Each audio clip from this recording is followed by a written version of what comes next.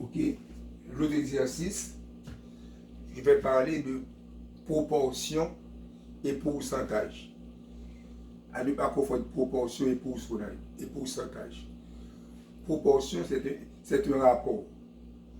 Il y a un numérateur et deux dénominateurs. Pourcentage, il faut multiplier par 100. En suite géométrique, on peut vous demander quelle est la proportion moyenne entre deux chiffres. Par exemple, quelle est la proportion moyenne entre eux?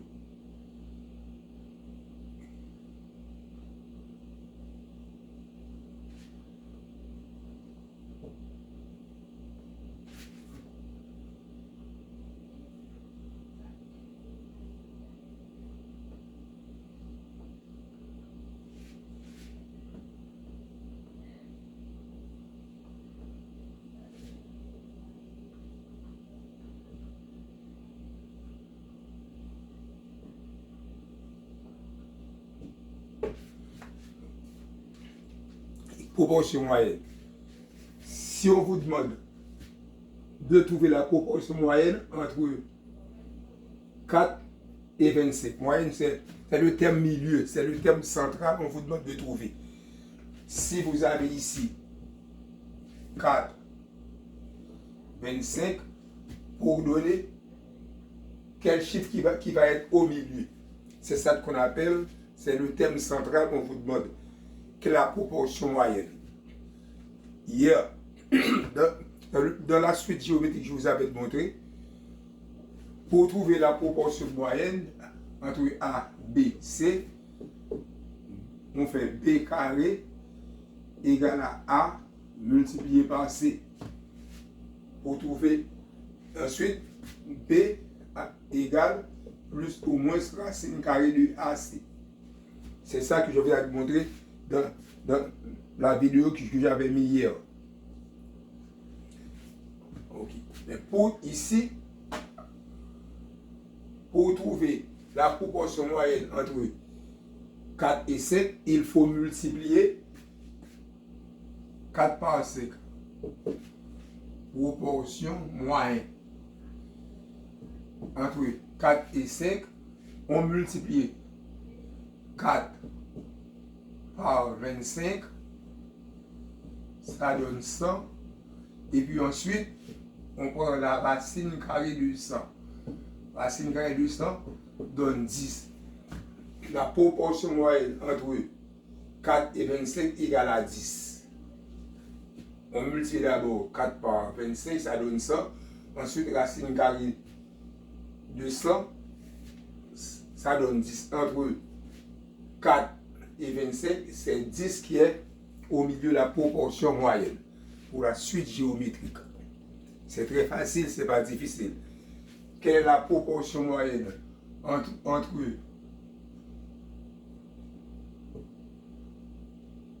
un quart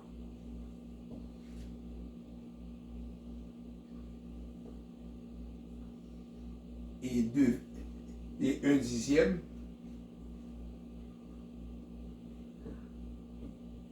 C'est la même affaire. On multiplie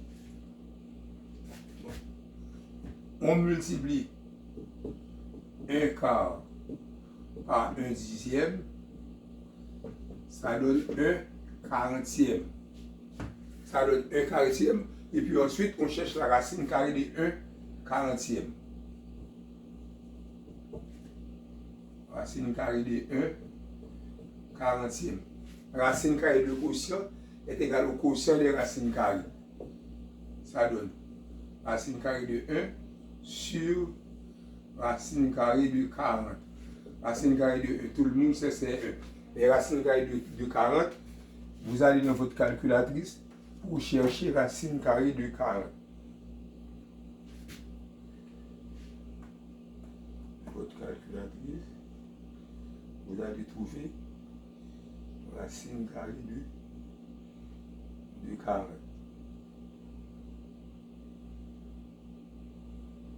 C'est 6,32. 6,32.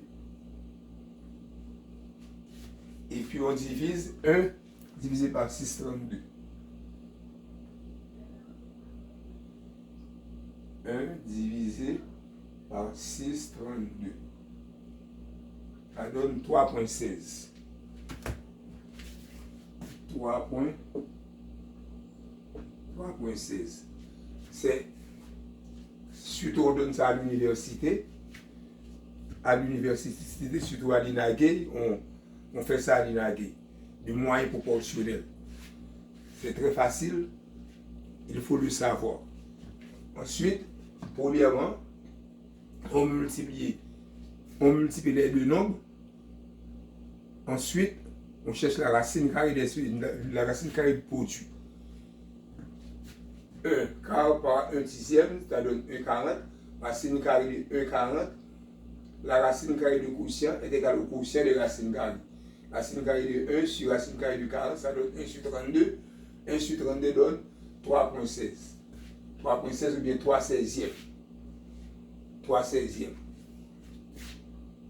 Ok. C'est là on peut arriver.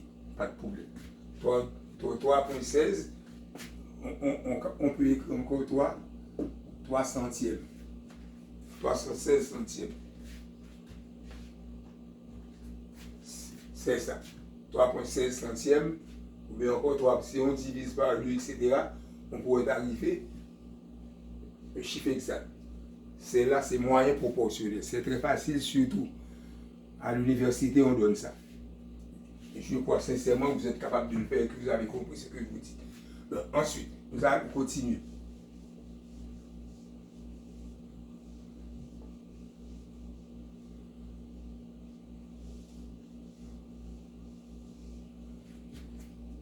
Proportion, c'est un rapport. Il y a numérateur et dénominateur. Proportion égale valeur initiale sur valeur totale. Ou bien encore, c'est sous-ensemble sur ensemble. C'est là on peut trouver proportion. Ou bien on peut le dire encore, c'est nombre de cas favorables sur nombre de cas possibles. C'est sous-ensemble sur univers, ou bien encore espace probabilisable. Ce qu'on appelle proportion. C'est initial sur total. Si dans une école, nous avons 40 élèves, 40 élèves répartis 15 filles, 25 garçons. Si on vous demande de trouver proportion de filles, c'est facile. C'est le nombre de filles qui est valeur initiale sur total élèves qui sont dans l'école là. Nombre d'élèves qui sont dans l'école là, c'est 40. Encore 15 filles, c'est 40 divisé par. C'est 15 filles divisé par 40. Ça a la proportion élèves qui sont dans l'école là. Si dans une école, il y a 40 élèves, dont 15 filles et 25 garçons, si on vous demande de trouver la proportion de filles de la classe, c'est facile à trouver la proportion de filles de la classe. C'est le nombre de filles qui est 15 divisé par le total des élèves qui est 40. C'est 15 40e. Proportion de filles. S'il y en a, ok, je laisse pas faire l'exercice. Dans une école,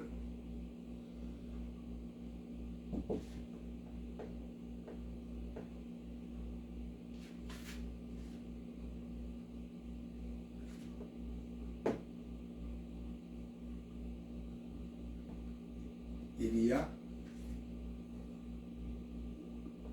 40 élèves.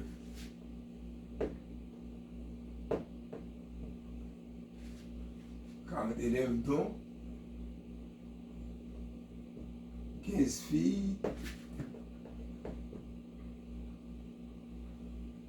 et le reste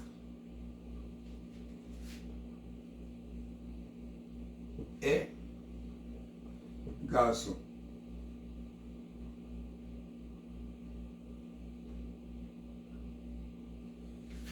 Et le reste est garçon.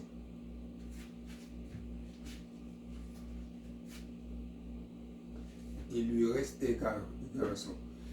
Quelle est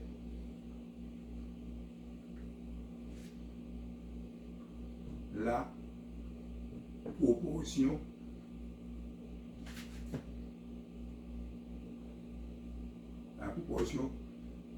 quelle est la proportion et le pourcentage de filles?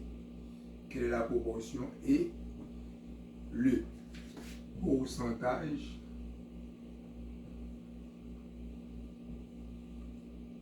de filles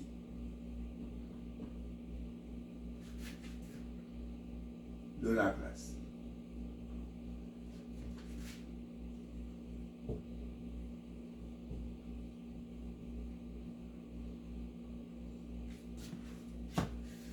Ok? Proportionnel et pourcentage. Dans une école, il y a 40 élèves.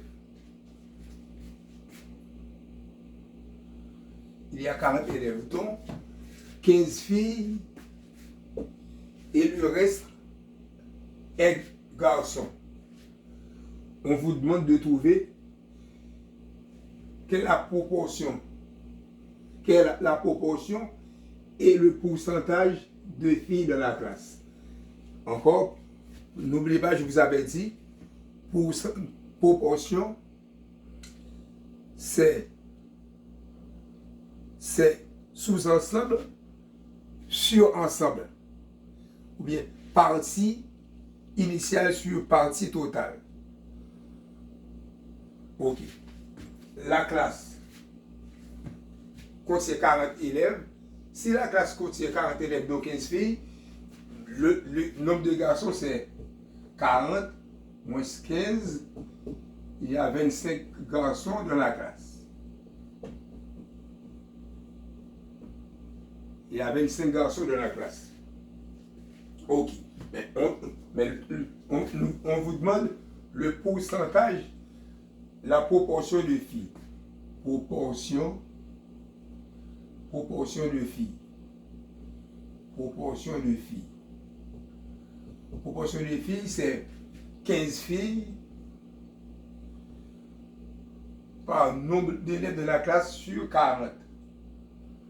Proportion de filles, c'est 15 quarantièmes. Si on simplifie par 2, non, on ne peut pas simplifier par 2. Si on simplifie par 5, 3 huitièmes. 3 huitièmes. Et ensuite, ça, c'est la proportion de filles qui est dans la classe. Maintenant, on vous demande le pourcentage de filles. Le pourcentage de filles,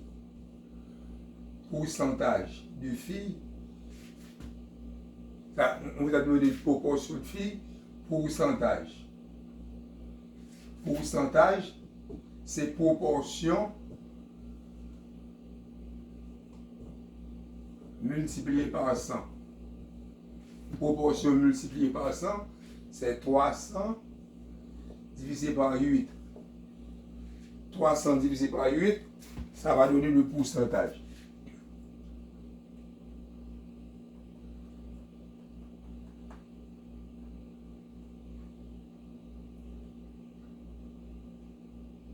« 37,5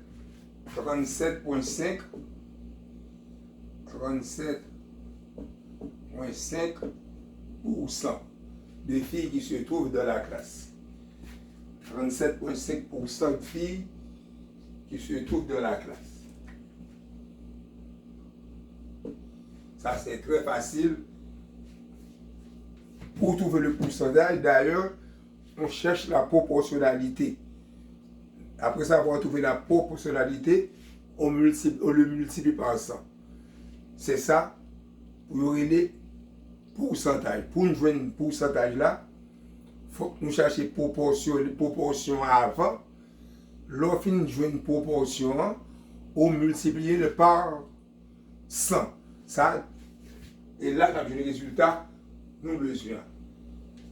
Ok? C'est lorsque également on a l'élection. Dans une élection, nous trouvons, si une élection, un candidat a obtenu 70 voix. Candidat a obtenu 70 voix, mais le nombre de votants électeurs qui étaient là, c'était 500. Le nombre d'électeurs qui étaient inscrits dans la liste électorale là, qui valide, était 500. Mais électeur ça, il a obtenu 70 votes. Il demande pour bail pourcentage de voix électeur ça a trouvé. Ça, c'est pas difficile. C'est 70 votes qui gagnent divisé par 500. Divisé par 500, c'est la proportionnalité. Et puis ensuite, on multiplie par 100. Les ça, on a un pourcentage de vote que mon gagne. C'est très facile lié. Ça, c'est facile. C'est pas difficile là-dedans. Puisque dans une élection, on a demandé à quel. Dans une élection, il y a un candidat qui a obtenu 70 votes, 70 voix. Mais le nombre de personnes inscrites dans la liste électorale est 500. On vous demande quel est le pourcentage de vote de ce candidat. Pour ce faire,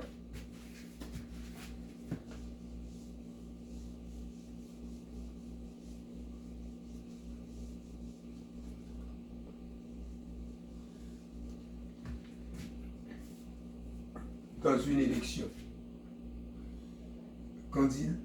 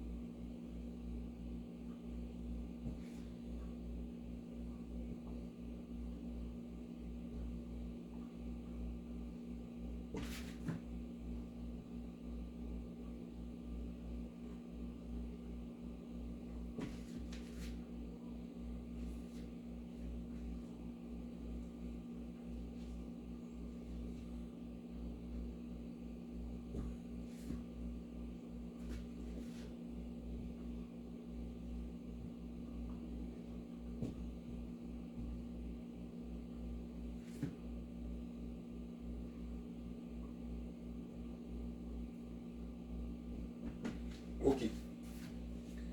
Dans une élection, je ne sais pas quelle élection, c'est c'est élection dans une classe, ou bien c'est élection municipale, etc. Mais il y a un candidat qui a obtenu 70 voix, 70 votes. Mais le nombre d'électeurs inscrits légalement dans la liste électorale est 500. On vous demande quel est le pourcentage de voix de ce candidat. C'est la même affaire. On cherche la proportionnalité. Proportionnalité.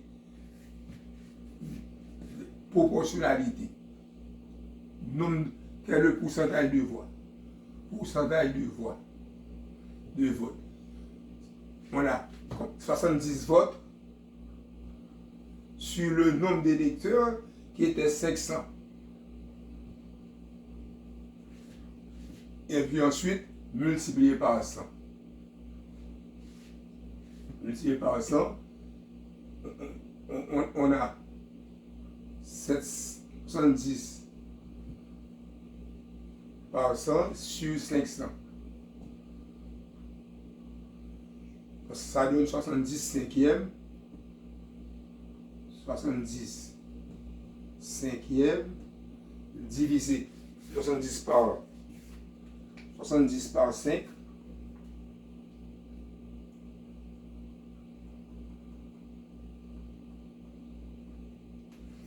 « 70 divisé par 5, 14%.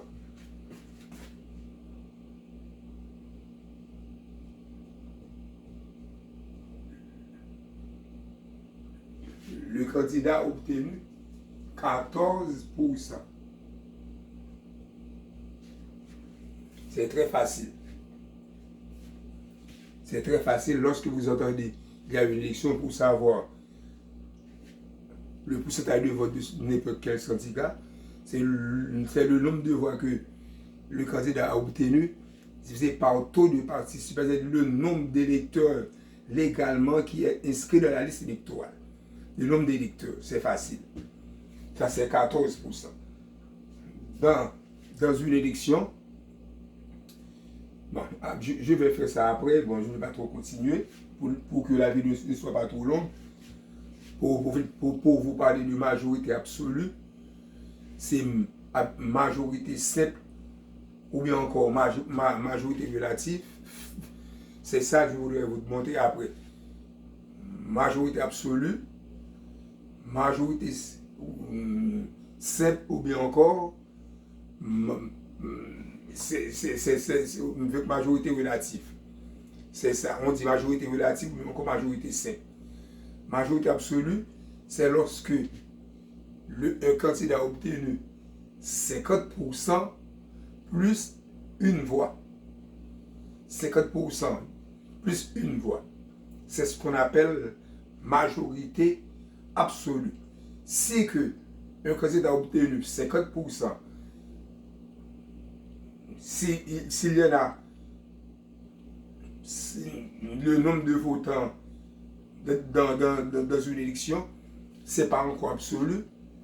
Pour que le résultat de ce candidat doit être absolu, il doit avoir absolument une vote ou bien encore une voix. C'est 50% plus 1. Maintenant, ça va avoir majorité absolue. Mais majorité relative ou encore simple, c'est le candidat qui a obtenu beaucoup plus nombre de voix, mais qui n'a pas obtenu 50% plus une voix. C'est ce qu'on appelle majorité relative ou bien encore majorité simple. Mais très souvent, s'il y a les deux candidats n'ont pas obtenu 50% plus 1, on doit avoir un deuxième tour pour l'élection. C'est là de très souvent on parle de deuxième tour, c'est parce que les deux candidats n'ont pas obtenu 50% plus une voix. C'est la raison pour laquelle on doit avoir un deuxième tour électoral.